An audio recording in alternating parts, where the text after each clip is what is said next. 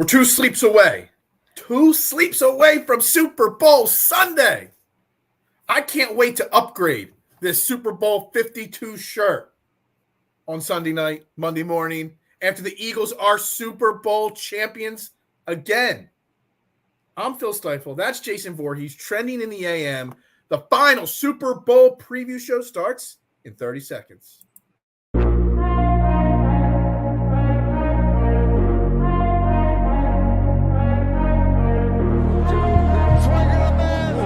Gets around in front.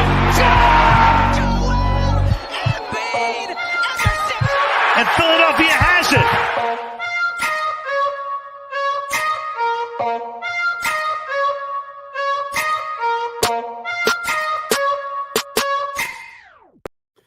And a very good morning, everybody. Welcome to Trending in the AM, right here on DSM Media. We're live. Facebook, Twitter, Twitch, YouTube. You know the drill. Like, share, retweet, follow on all social media platforms. Do me that favor. Head over to the DSM Media YouTube page. Hit the like button, the subscribe button. Turn your notifications on. It's the best place to get interactive with the show. Place to put your comments, your thoughts, your Super Bowl 57 predictions right there in the comments section. Even if you're watching on replay, I will go back, check all the comments and thoughts and respond to you all from there too as well. I am your host, Phil Stiefel. We've got Jason Vorhees sitting in here. And Jason, I feel like we've been having this conversation for 2 weeks now.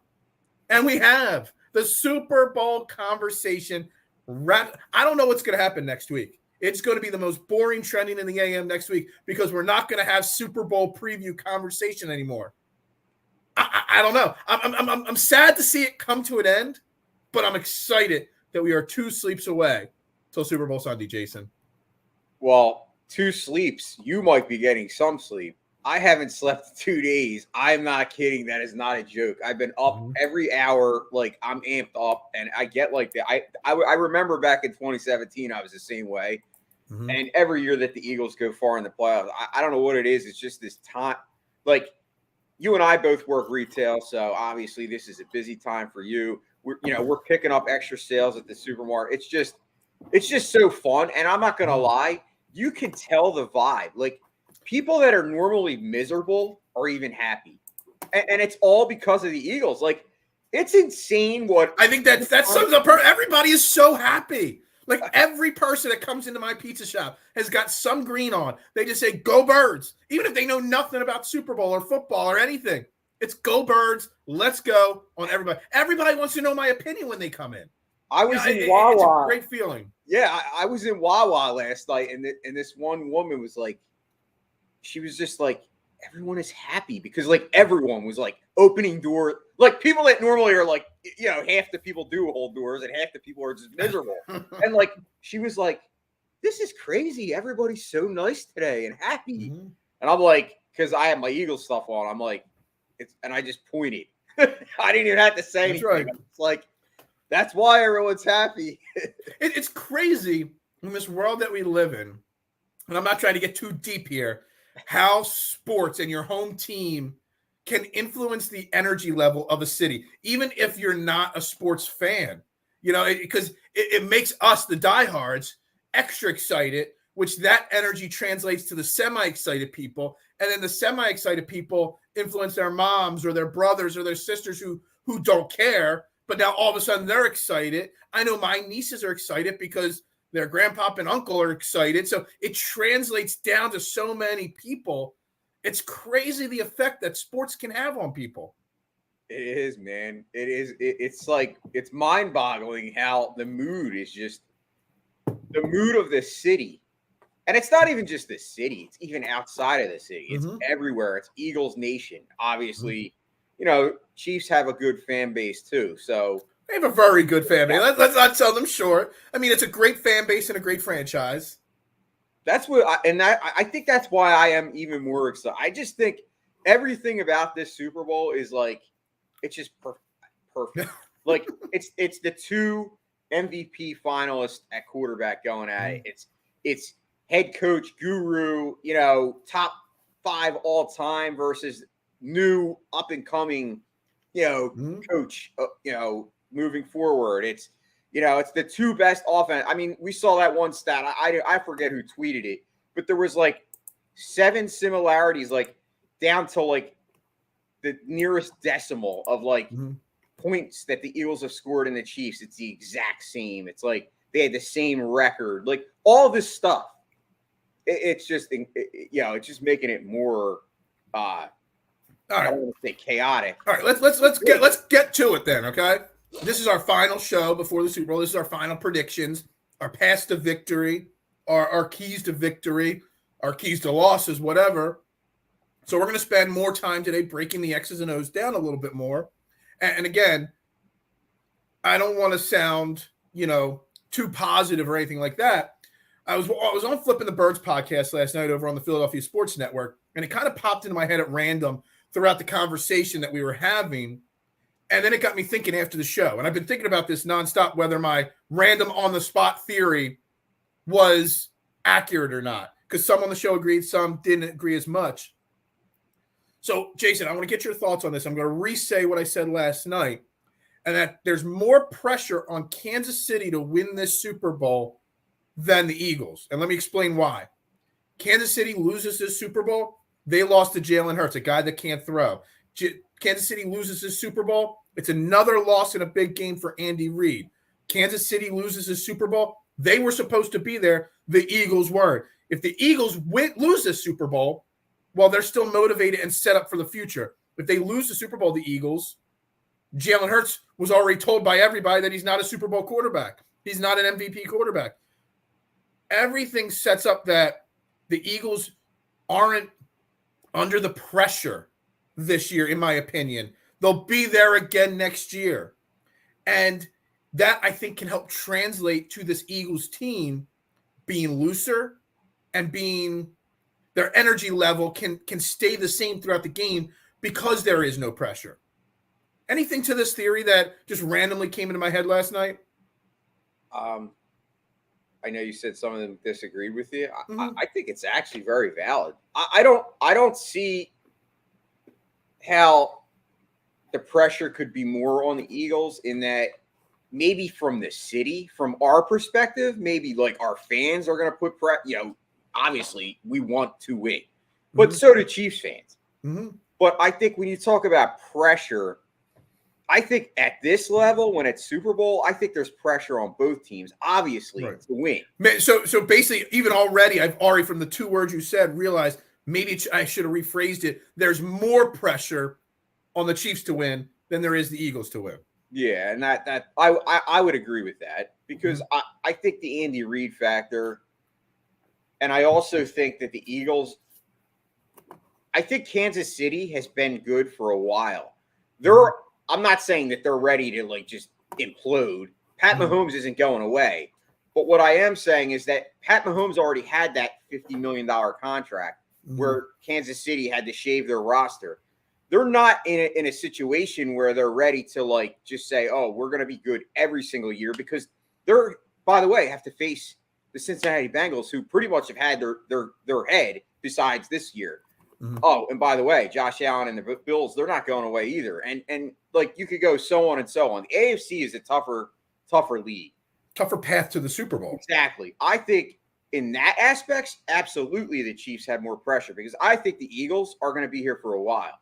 And yes, we are going to have to pay Jalen Hurts. I mean, Jeff Lurie already said that he is. But I have faith that Howie Roseman will be able to kind of do what he has to do to make this roster still compete. We might not have the roster that we have this year ever again because honestly, this may be. I know we talk about it every week about we have to embrace this how good this team is, but if you look up and down the roster, there's really not a hole to be seen. I mean, maybe punter was a hole. Somebody said it on the show and this week or last. I forget which guest said it. That this is the most talented Eagles roster in the history of the Eagles. If you go up and down the million-year history of this Eagles team, the most talented roster that we've ever seen, at least in my lifetime. From top to bottom. I got to be honest with you, Phil. I don't think it would be a stretch to say that it's one of the most talented rosters in the NFL history. Like, it really is up and down. I'm not saying, like, other teams have had better stars. Like, I get that. I'm talking balance as a team, which the Eagles are. Eagles have that team mentality, top to bottom. Quarterback is great. Running back is great. I mean, let's not say great. Let's say good. The running game is great. Yeah. The running backs are good. Offensive line, best in football. Wide receivers, one of the best duos in NFL. Tight end, top 3 tight end in the NFL. Like, you can keep going. Like, go right down the list. But on the pressure side of things, if the Eagles were to say lose, and yes, we're Eagles fans and we sound biased on thinking that the Eagles are going to win and we're just so confident and all. But if the Eagles lose, we're not going to be talking on Monday about, oh, we need a new coach or Jalen Hurts isn't the guy. We're going to be talking about what do we got to do to get back next year? You know, tweak this, tweak that. If Kansas City loses, the narrative is going to be, you know, and again, I don't bash Andy Reid like Mark does, but the question will be, Andy Reid falls short again in a big game. Patrick Mahomes, as great as he is, only has won 1 Super Bowl now. You know what I mean? Like, those are the narratives that will be coming out of Kansas City if they lose. The narratives between who loses this game that the media will tell, the story that the media will tell, is so different between the Chiefs and the Eagles. And that's why I think the pressure more lies on the Chiefs. Because, again, they're supposed to be – we were talking on Flipping the Birds last night.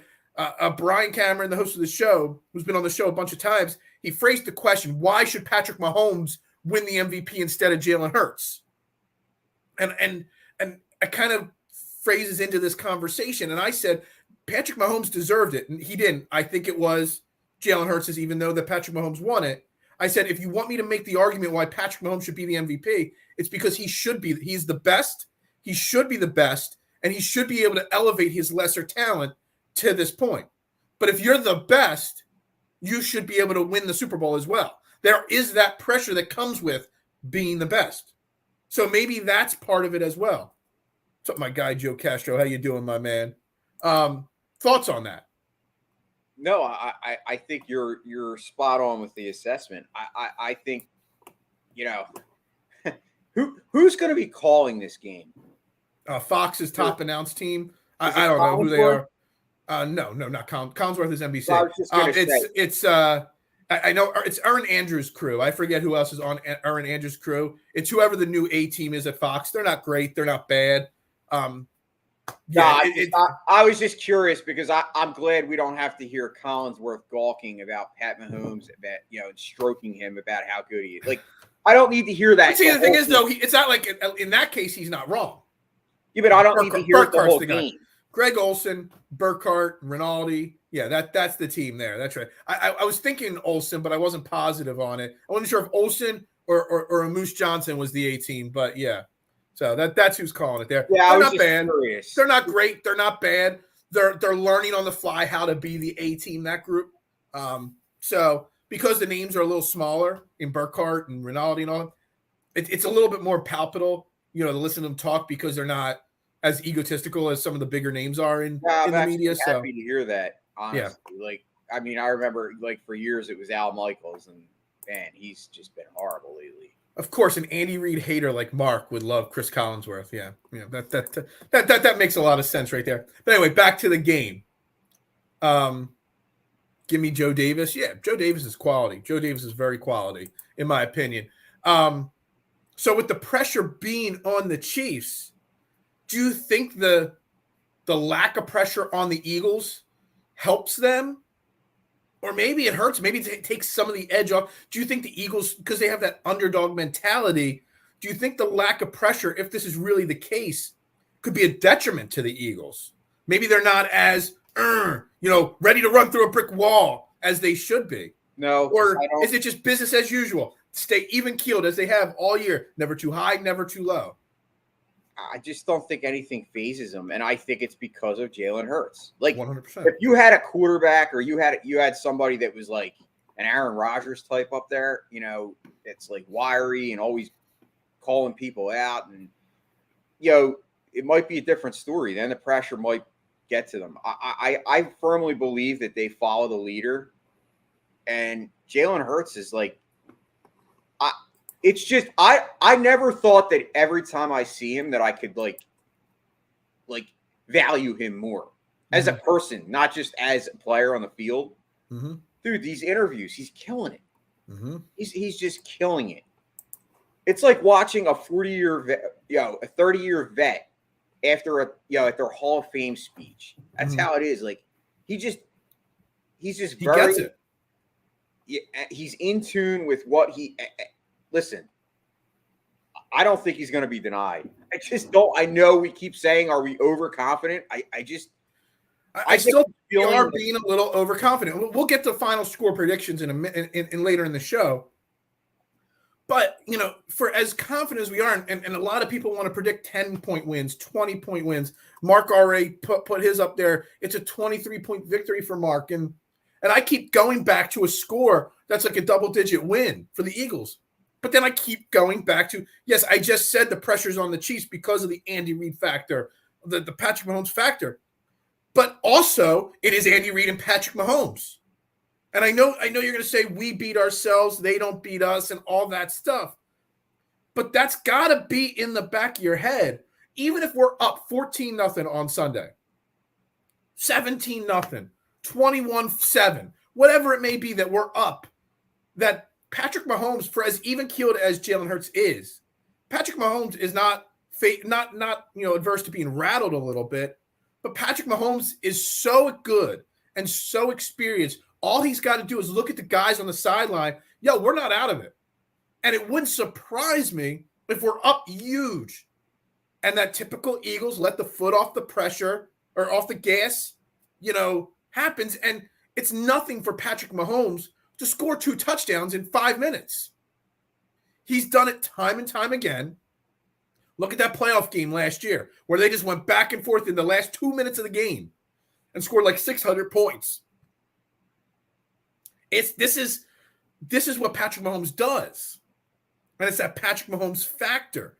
And that's where I want to say double-digit win, but I'm also looking at a very close game because Patrick Mahomes, he's the best.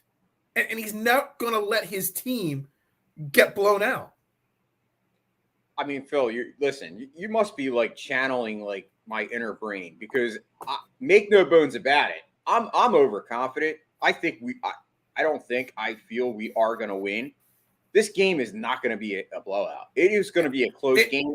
I tweeted out yesterday, this is going to be that game like 2017 that has us on our edge of our seats with anxiety, and we're going to be at our TVs, and we're going to be like, oh my God, like for the whole game. That's what Pat Mahomes does on the other side of the football. And you saw in that playoff game, I guess it was the Bills, where it was back and forth. I could see that very well happening at the end of the game in the fourth quarter because I really, truly believe that the only way this is a double-digit scoring win for the Eagles, Jason, is if it's going back and forth at the end of the game, and Patrick Mahomes is not averse to throwing interceptions occasionally, that he throws a pick that gets run back for a touchdown. That's, in my opinion, the only way that the final score is a double-digit score is in that scenario. I'm with you. I don't know. I really think that this game is going to be a nail-biter. I do. Because of Pat Mahomes, it's not like I could sit here and say that the Chiefs aren't a good roster. Like, they have stud talent at different levels. I mean, their tight end is already a Hall of Famer. Their quarterback is one of the greatest of all time already. And they have the best coach, arguably, besides Bill Belichick in football. So, I mean, I think it's going to be a fun game.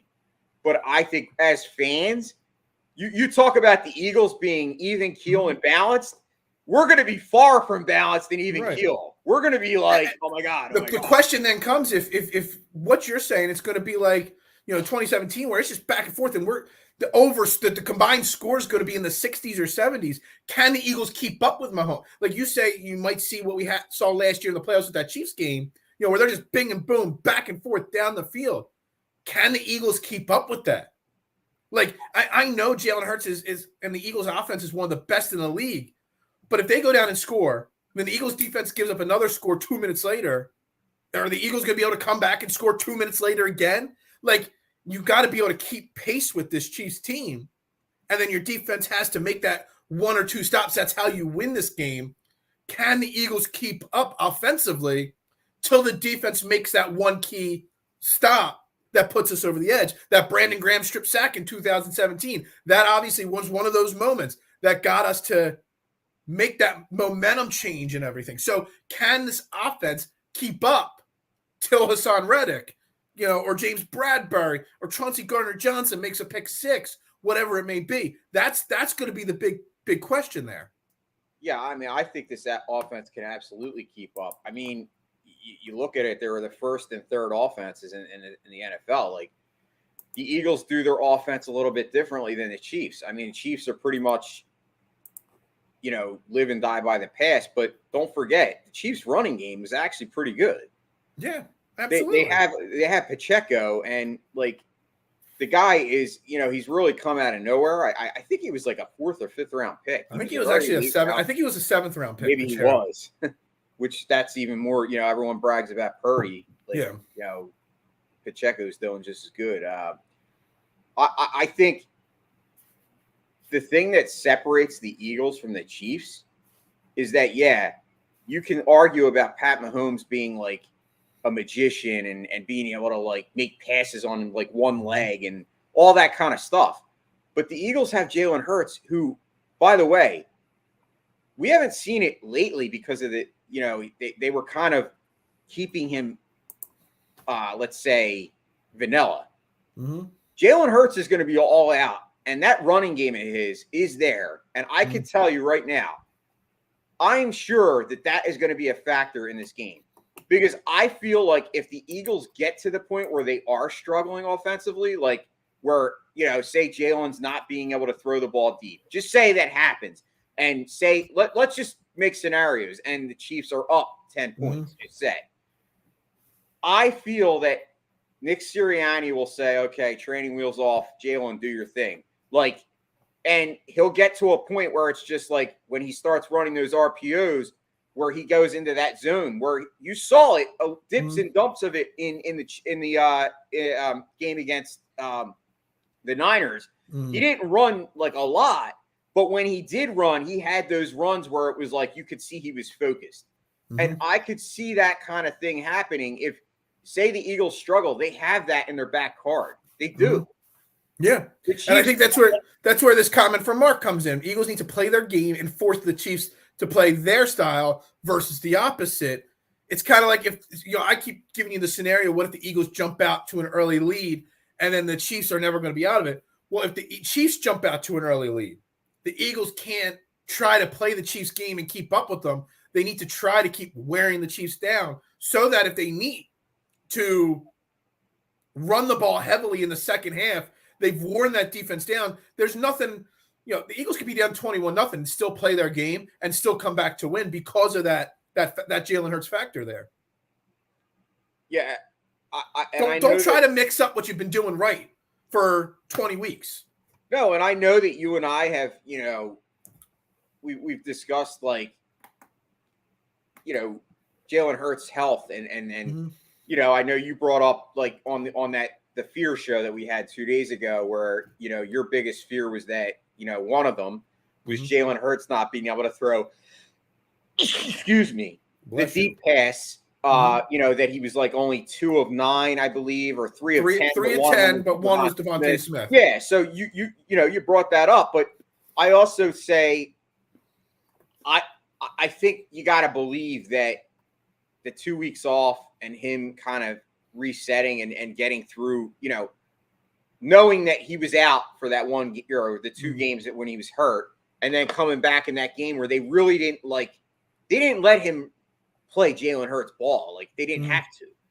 And then those 2 playoff games, like, dude, we weren't even in a game where he really had to pass. Like he did pass and he didn't succeed, but we weren't in a game where he had to. And I think there's a different level that kind of goes into it when kind of your back's at the wall. That kind of sometimes can like set off like a thing in your brain where it kind of resets it, and you're like, I'm gonna have to make these throws. Let's not be blind to the fact. Jalen is going to have a good game. We can't just think, Absolutely. oh, he's going to come in here and play bad and we're going to win. No, Jalen has to be improved. But I think they're going to go with what got them here. And even though we have one of the best running games in the league, our passing game was not too shabby this year. No, it wasn't. I mean, that's why you have a 1,500 and 1,100 yard receiver on the same team. Yeah, so don't think that we're good. We're just going to get this game where the Eagles just run the ball and they just forget the pass. No, they're gonna throw the ball. They're gonna air it out. They're gonna go deep. But see here, okay. So and you kind of hinted at this. So obviously everybody wants to talk about Jalen Hurts and the Eagles offense, but I kind of feel, and this is another conversation I had last night on the Flipping the Birds, was that the Eagles offense shouldn't have to change much against the Kansas City defense. The Eagles offense is superior to the Kansas City defense.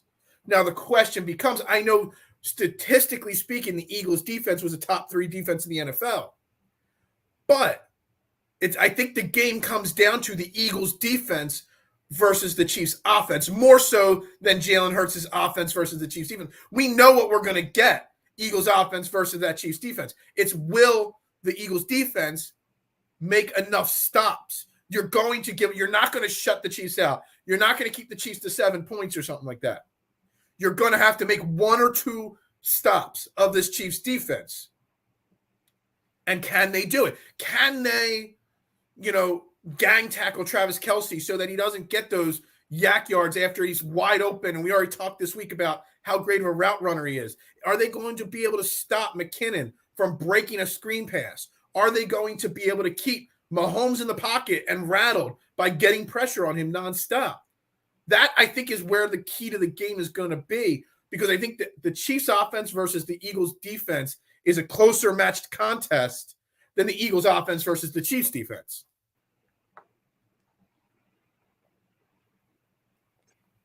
Are you there? I'm sorry. Are you there, Jason? I lost you. Can you hear me? I can hear you. I just can't see you. Oh, that's weird. Are you there, my man? I'm here. I don't know what happened. Your camera's turned off. All right, well, we're just going to continue this conversation while we wait to see what happens there with him. Yes, Freddie, finally. It's Super Bowl Friday. It is. Now he's gone completely. I don't know what happened to Jason. But anyway, so the point I was trying to bring up to set the next conversation for Jason was that the Eagles' defense is where the crux of the game is going to come down. Can they make that one extra stop? Because the Chiefs' offense is going to score. If we think this is going, like I know Mark said earlier in the show that he thinks it's going to be 37-14, there's no way, shape, or form, unless everything goes 110% perfect, that we're going to hold this Chiefs offense to 2 touchdowns. But if there's 7 offensive drives, if we could stop them 2 or 3 of those drives and keep them to 24 points, 28 points, then the Eagles team has a better chance. So how do they do that? And I bring it up. Travis Kelce is going to get his. Patrick Mahomes is going to find him. How a guy that's 7'9", 400 pounds is as wide open as he is every single play. But it's going to come down to Kazir White, Chauncey Gardner-Johnson, TJ Edwards, gang tackling so he doesn't break free for the big gains. It's going to come down to these guys. We're going to try Jason again here. Weird. Dude, I'm going to get you a gift certificate to Computers for Dummies. Okay, so you learn how to use your computer a little bit. Embarrassing. Did you hear the conversation I was trying to have? That it's the defense stopping this Chiefs. Look, I just said it to everybody else that Mark predicted only 14 points for the Chiefs. That's very unrealistic. So what does the defense do? And I really think it's going to come down to Hassan Reddick's going to get his. He's going to get after the quarterback. But the keys to this game, it's going to be Kazir White, TJ Edwards, Chauncey Gardner-Johnson, gang tackling these guys, keeping them, from going an 8-yard play, going 30 yards. It's going to come down to, getting them off the field. I think the Chiefs are the number 1 team in third down efficiency in the NFL. These are what are going to come down to on this defense, Jason. And I think that the defense having a bigger game, I know I joked that I made all my MVP bets on the defense of the Eagles. I didn't pick A.J. Brown or Jalen Hurts to win the Super Bowl MVP. I picked defensive players because I really think it's going to come down to those huge plays on defense that puts us over the top. I mean, listen, in 2018, or what was it, 2020? No, I think it was 2018. The year that Pat Mahomes lost the Super Bowl. Mm-hmm. What year was that? 2018. 18, I think, or 19, yeah. Okay, well, they had Tyreek Hill that year. They had all those weapons, and Pat Mahomes kind of got put under, and that the reason was their offensive line just broke down. Mm-hmm. And the I guess it was the Buccaneers. That was Brady, right? Yeah. So that was 2020 then. Okay, yeah. So then that's the year that they lost. So they only put up 7 points. That defense that year, Buccaneers had one of the best defenses in the league, and they did manhandle Mahomes. So I'm not saying that is not. I know Mark predicted 14. I see a ton of people saying 7 points for the Chiefs. Like, I don't see that. It's hard to fathom that. Yeah, I agree, but we do have kind of history of it, like in that game where he kind of fell apart. I don't think that will happen again. Like I said, if it comes to obviously we're not giving our predictions this second, but I'm envisioning a very high scoring game, like on both sides. When it comes down to which defense, because if you've got two great offenses going toe to toe, it comes down to typically one defensive mistake or one defensive big play. That's the difference in a game. And for all the Jonathan Gannon bashing that's going on in the city over the course of the last 2 years, he's got them playing at a top 3 defensive level right now. Yes, there's lots of talent on this team, but the scheme still got to work. You still got to put your players in the right position. So it's really, truly, I mean, Hassan Reddick's going to get his, Brandon Graham, Fletcher Cox, the guys in the middle, Javon Hargrave. You could put those 4 guys or Josh Sweat, 5 guys on the line and have the other 6 guys on defense try to stop Kelsey's, try to stop these running backs, because those 5 guys are so elite. And the Chiefs offensive line, probably in my opinion, the Chiefs offensive line, especially their tackles, that's probably the weakest spot of their team. I mean, they've got a few holes on their team, but that offensive line is probably the weakest out of all the positions in this team. Those 5 guys of the Eagles will get after Mahomes on their own. You don't need I don't even think Jonathan Gannon needs to dial up a huge percentage of blitzes this game to get after Mahomes. He just needs those 5 guys to pin their ears back and get after him on their own, because they should win those one-on-one battles every time at the line. I got to clarify. I agree with you to a point, but if Pat Mahomes does what the scenario that you were talking about the other day and one of your other key fears, where he goes off and he starts dinking and dunking, then you are going to have to blitz, because you can't get to somebody that quick when he's on that rhythm where he's just dinking and dunking. You won't get to him. So I agree with you to a point, but we could see games where Pat Mahomes kind of adapts and kind of, changes on the fly, and all of a sudden then you're in trouble, because then he starts making those plays behind the back passes and all that kind of nonsense. Like, I don't even think if you blitzed all 11 guys at once that would stop Mahomes from at least trying those plays, because that's just somebody brought it up this week on a show I was watching, that's why Patrick Mahomes gets the MVP love that he gets, because he makes these crazy plays. It's not the 5,200 yards passing. It's the fact that he's so magical. He does all this highlight reel stuff all the time. That's why Patrick Mahomes gets all the love that he gets, not because of the other stuff. Jalen Hurts doesn't do it pretty. He doesn't do fancy stuff all the time. He just puts his head down and runs through y'all and throws perfect deep balls normally. There's a difference between magic and just looking pretty. I mean, I agree. On a side note, Mahomes did win the MVP last night over Jalen Hurts. I'm at this point, I'm not surprised. We already knew it was coming. Yeah. So, do you think that gives Jalen Hurts any added motivation tomorrow on Sunday? Because I don't think so. Because I truly believe Jalen Hurts is so even keeled that he would say to the media, I don't care, I just want the Super Bowl trophy. But I truly believe in his heart of hearts that he believes that, yeah, whatever, I don't care. Maybe some things are chips on his shoulder throughout the years, but I think that the individual award is not big enough to Jalen Hurts compared to the overall title. I don't think it rattles him. I think everything motivates him. I think the way that he's played his game, every single thing that's happened in his career, starting in, back in high school and then going to college, and we saw all the things that happened. I mean, we've talked about that ad nauseum, like, him being benched and what that kind of did to his mindset. He might say that, it doesn't matter. And it doesn't. I think the title is more important to him. Yes, I agree. I don't think the MVP matters, but I still think that he can use that as motivation to say, okay, well, Pat Mahomes won the MVP, but guess what? I'm winning the Super Bowl against Pat Mahomes. Like, kind of, in a roundabout way, it is motivation, because at the end of the day, he's going against Pat Mahomes, who beat him out in the MVP. So I think it absolutely can give him some momentum. And I don't think it rattles him to the point where he's like mad about it. No, I don't think that. Okay. All right. I'm just curious. I just curious. I mean, obviously the Eagles were shut out. You got the best record in the NFL, and they did not have a single award on their team last night. Coach of the Year went to Brian Daboll. Justin Jefferson, Offensive Player of the Year. Shane Steichen was third in the assistant coach. D'Amico Ryan won that. Geno Smith won Comeback Player of the Year. I don't know what he came back from, being a bad football player, I guess. I mean, that's what Comeback Player of the Year award means now. The Eagles did not have a single guy win an award last night.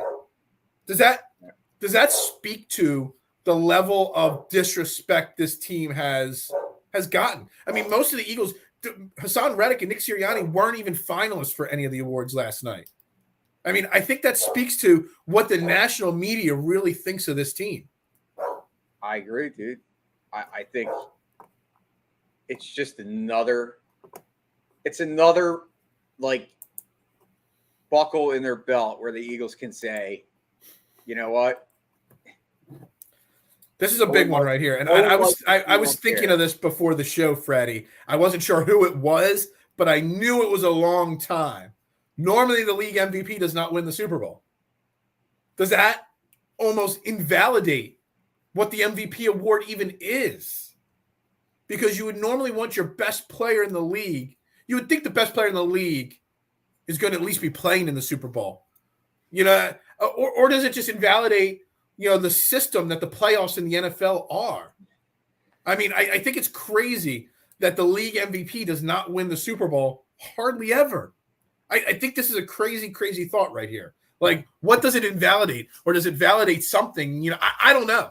Or maybe it validates the team aspect of getting to the Super Bowl and winning the Super Bowl. But the fact that it's been 22 years, maybe 23 if the Eagles win on Sunday, since this has happened, I think it's crazy. Yeah, I did not know that. I know it's been a while. I didn't know what year it was, but yeah, I'm not fact checking you, Freddie. I'm assuming you're accurate on that. It sounds about accurate, so we'll just trust your stats there on that one. 2017, Brady won the MVP, lost the Super Bowl. 2018, I can't remember who won the MVP. Yeah, I don't know. I don't.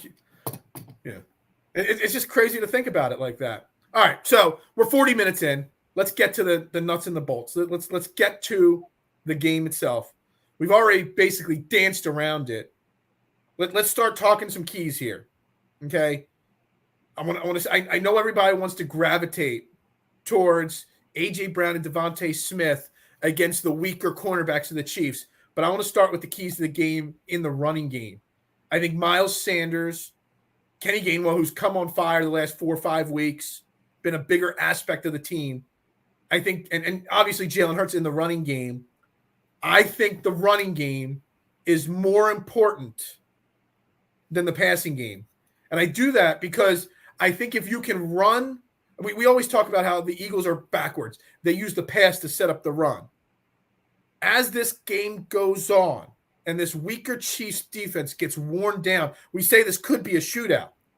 But if we could stay focused on this running game by the third quarter, by the fourth quarter, this Chiefs defense could be worn down.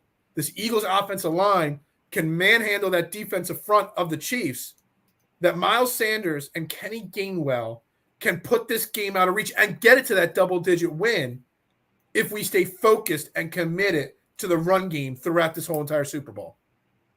I love it. I think that's definitely the way I would go, or the way I would lean if I was coaching this game. I think you have to utilize, your strengths, and obviously your strengths are the trenches. So that's running the football with authority, and that is putting pressure on the quarterback with your defensive pressure. And I think those are the two keys to the game, in my opinion. It's running the football on our side, and it's stopping Mahomes by, putting constant pressure and causing him to make a mistake. Because I think the key to the game is whoever wins the turnover. I mean, I know it's cliche, but it really is true in this game when it's two teams that are pretty similar, like as far as talent-wise. I know the Eagles are, we've already talked about it, more talented, but they're still the two best teams. It's the best AFC team versus the best NFC team.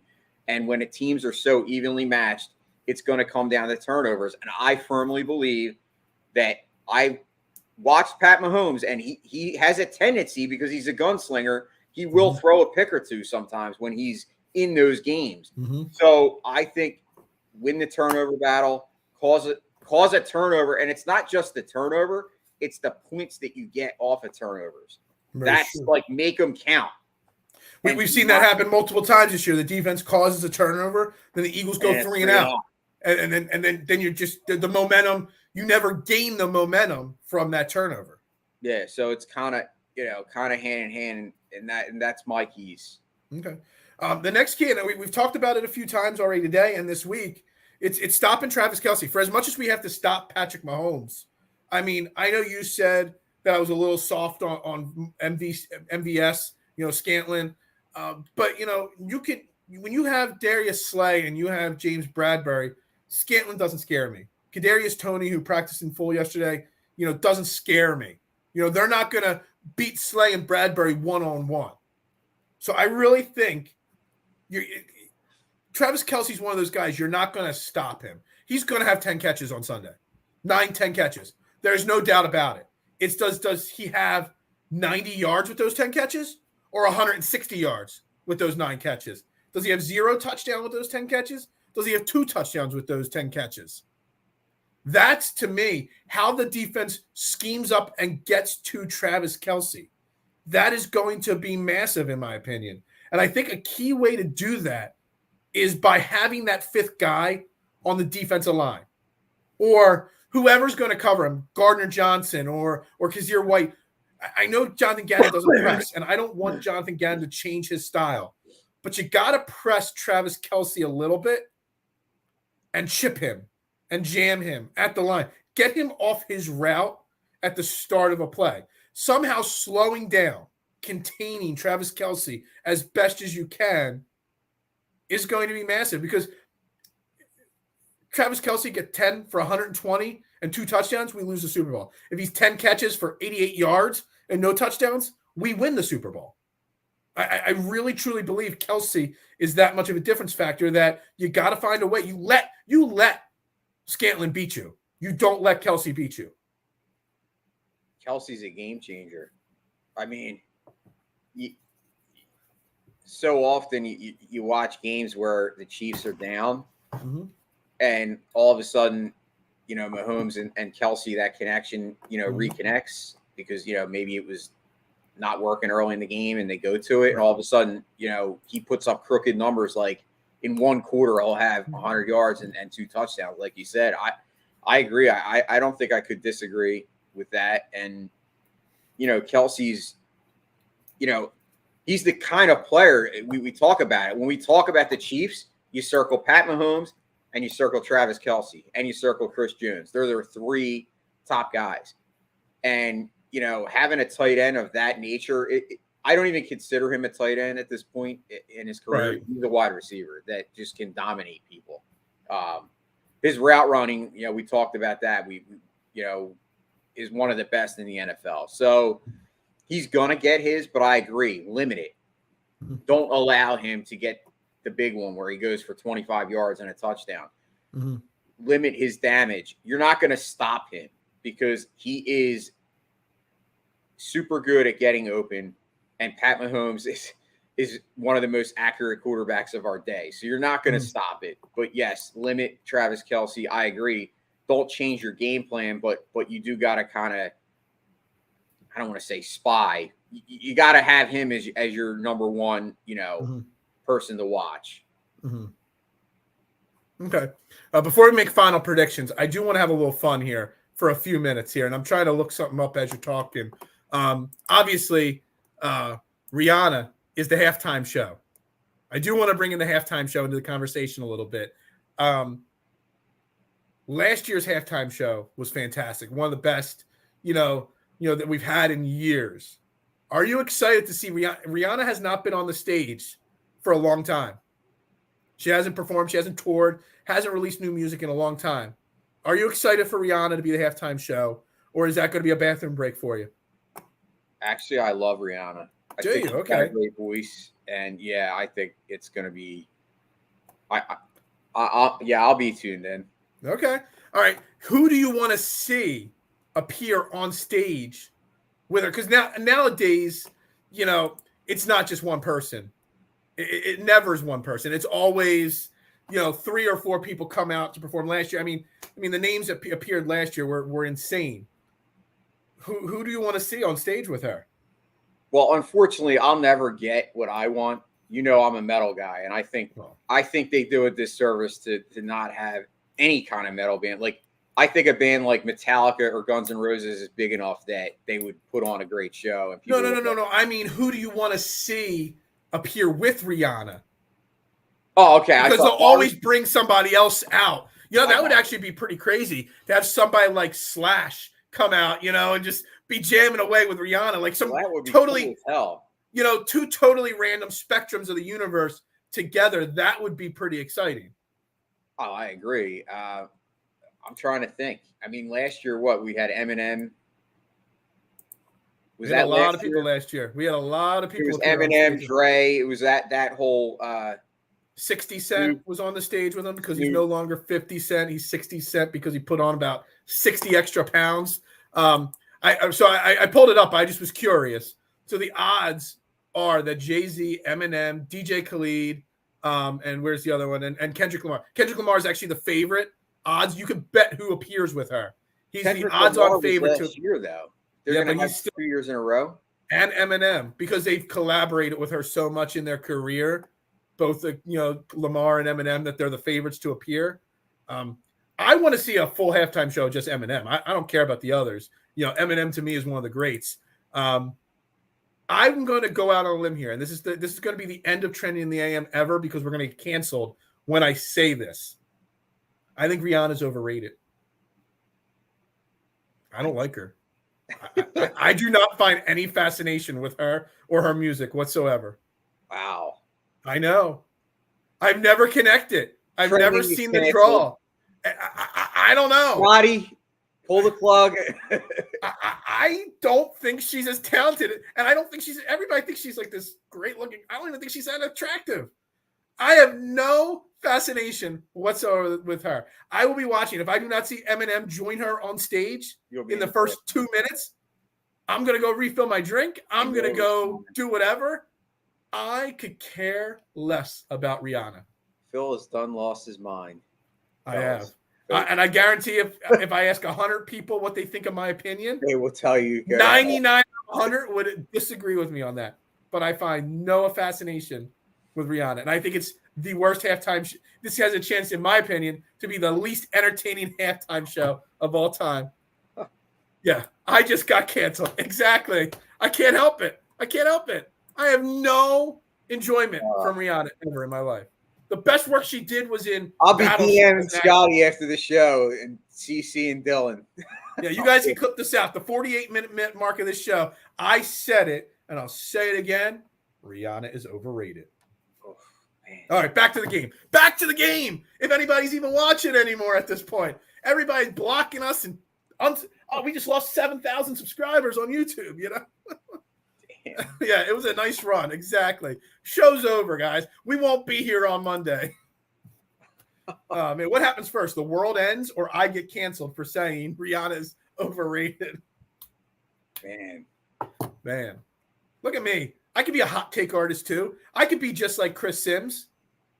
And I think that's a great segue right there. That was your Chris Sims. Yeah, that was my Chris Sims moment. Impersonation. Everybody in this national media has constantly kept doubling down on Jalen Hurts, and he's not good enough. He's this, he's that, whatever.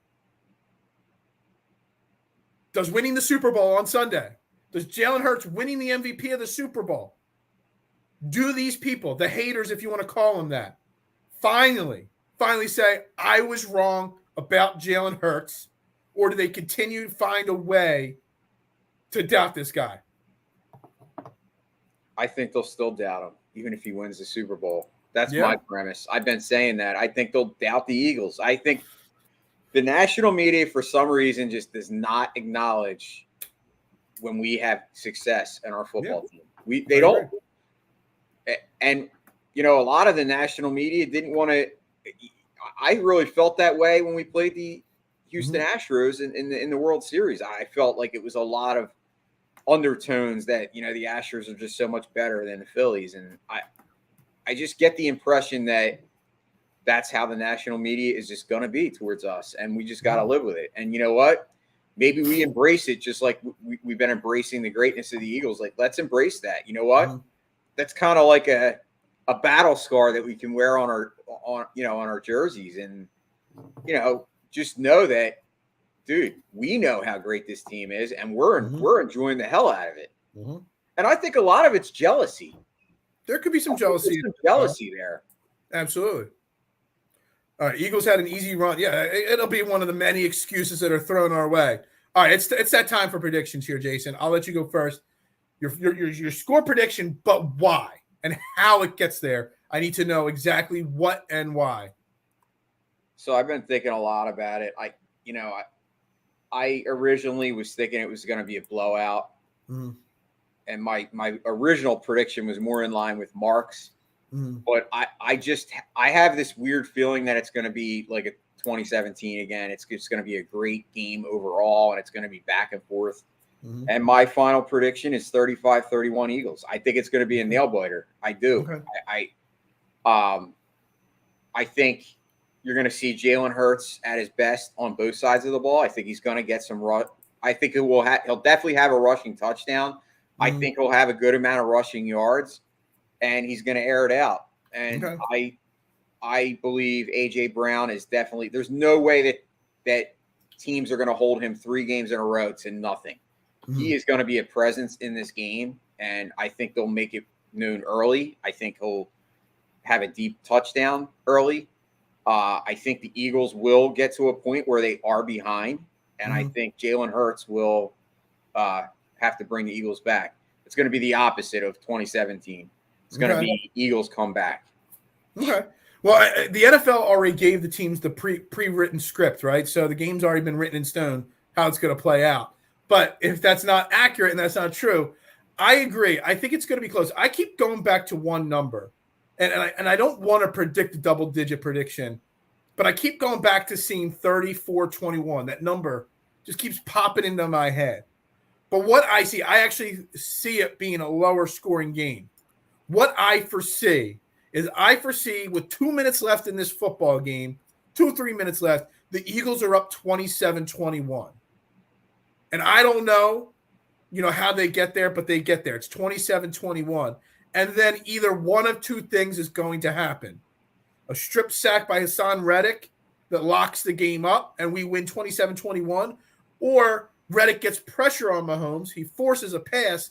Bradbury or Chauncey Gardner-Johnson have a pick six to get it to 34-21 to seal the Super Bowl and win the game. So I think I think it's going to be a chance that it's under 50 points this score, the combined score. I think it's going to be neck and neck. The Eagles are going to run the ball more than we realize. They are going to control the clock more than we think they are. The defense comes up big. I still stand by it that, yes, the Eagles offense is great, but this Eagles defense is going to do more to shine than the offense. And they're going to come up big in the close, just like Brandon Graham came up big in Super Bowl 52. Hassan Reddick is going to come up huge. Man, I have to pick either 27-21 or 34-21. I'm going to stick to 27-21. Hassan Reddick with a strip sack of Mahomes late in the game just to mimic Brandon Graham, and that's how the Eagles get it done. I think it's going to be an under 50 score combined in this game, and that's how it plays out. Yeah, I love it. I know I'm going against the grain by saying a lower scoring game. It's okay. But I really, truly feel that both teams, the Chiefs are going to dink and dunk on this defense, which dinking and dunking runs the clock down. The Eagles' offense is going to run the ball. Yeah, they're going to take their deep shots to A.J. Brown, Devontae Smith. But they're going to run the ball. And they're going to run the ball a lot, which controls the clock, runs that play clock down. I think there's going to be a lot less possessions from both teams than we realize because of the way these offenses are going to run their playbooks. I'm seeing a lower scoring game. I know it's kind of crazy. It's not the norm, but that's how I see it playing out. Now, I could be wrong. It could be 34-21. There could be that pick six late in the game. But I'm going to go with the lower scoring game overall. I agree. I think either way, I mean, I like both predictions. I think either way, we both agree that the Eagles are winning the Super Bowl, right? Yeah. Just in different ways. Yeah. All right. So this has been, I don't know what's going to happen. What's Monday's show going to be like? We're going to be either celebrating a Super Bowl, we're going to be talking about why they lost the Super Bowl, but trending in the AM is going to go back to normal next week because we don't have a Super Bowl to talk about anymore. It's going to be off season. Do you know, Jason, what next Thursday is? What is next Thursday? Pitchers and catchers first practice for spring training for the Phillies. I forgot about that. That is how far along in the off season we are. We just passed the trade deadline. Mark has been crying for 24 straight hours now because Matisse Thybulle was traded away from the Sixers. We didn't talk any of that stuff on this show this week. It's all been Super Bowl. Back to normal trending in the AM next week, if we haven't been canceled because of my fantastic Rihanna thoughts right there. Yeah, but it'll be maybe back to normal. But if the Eagles win, let me rephrase that. When the Eagles win, right, the mood is just going to be. I remember in 2017, it lasted for like months, like not super high. Mm-hmm. I mean, this is a really interesting point from Freddie here. And this is a great little lesson from me here. I think a lot of people are going to take the over in this one. If it's low scoring, that would be a nice get for Vegas. That's why I have made, outside of my initial bet on Reddick at MVP at 35-1, it's already down to like 30 or 29-1 Reddick. Outside of that, I've waited.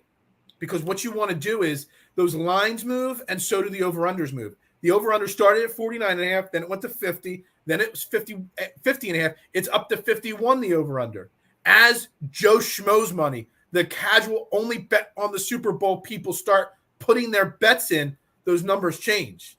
And the casual bettor is going to move that over-under. I would not be surprised by 4 o'clock on Super Bowl Sunday, that over-under is going to be 51 or 52.5. And that's what I'm waiting for that so that I can smash the under.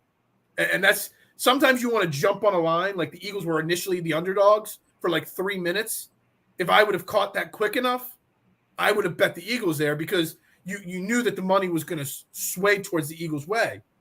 You got to kind of watch Super Bowl Sunday and wait till you get close to the game to make your bets because how many I wouldn't be surprised if the Eagles are underdogs at kickoff because all the casuals that are betting once a year, I'm betting the Chiefs because the Chiefs are Patrick Mahomes. They got the MVP.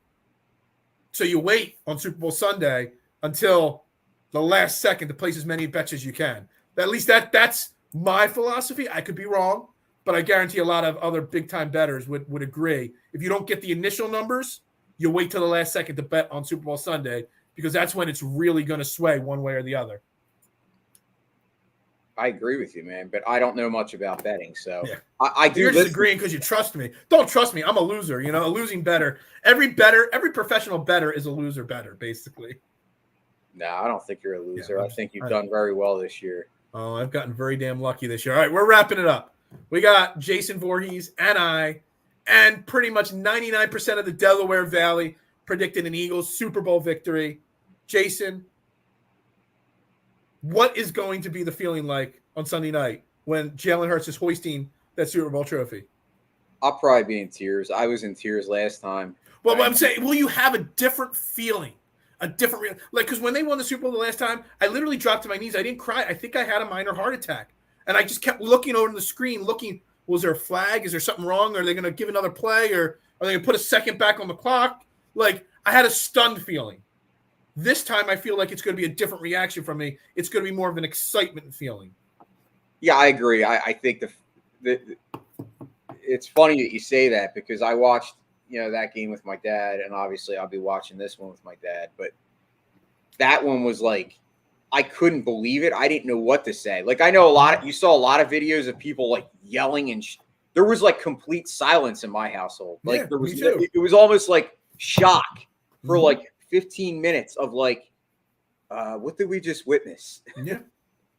So I think it's going to be a different. It's going to be a different reaction from Eagles fans because it's not the first time, but also we feel we earned this one. The last one was kind of like that lightning in a bottle. So it's going to be a different reaction. And Monday morning on this show, when we're celebrating, I might pop champagne at 8:30 in the morning on this show. I might. There's a very, very good chance. Exactly. Fly, Eagles, fly, and win that damn Super Bowl. I think it's a perfect way to end.